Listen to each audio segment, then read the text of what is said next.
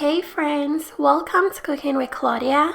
Today we're making slow cooker garlic butter beef and potatoes. This is a very delicious comforting dish. The cold weather has made me pretty sick and this has been my comforting heartwarming meal.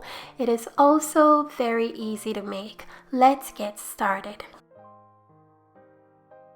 I have all my ingredients prepped and ready. We're going to start by placing about 2 pounds of beef stew meat into our slow cooker. Next, add 1 pound of gold baby potatoes.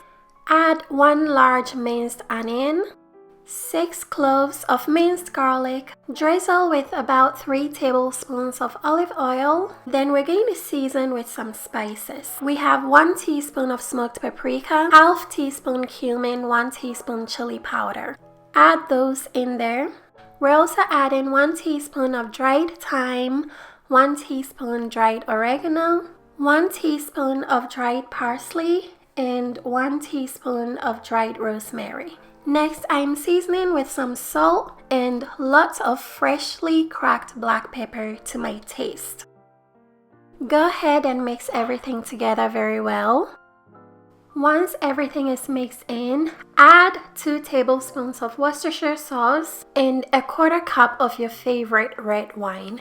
You can use chicken broth if you don't want to use alcohol. Last, we're going to top it with 5 tablespoons of sliced butter. Cover it up, then let this slow cook on high for 6 hours.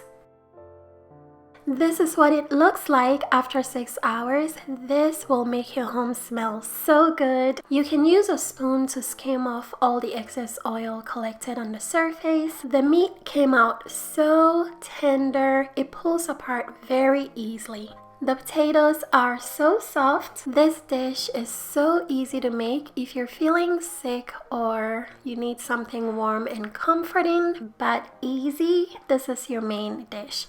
If you guys would like to make this recipe, check the description box for all the ingredients and measurements.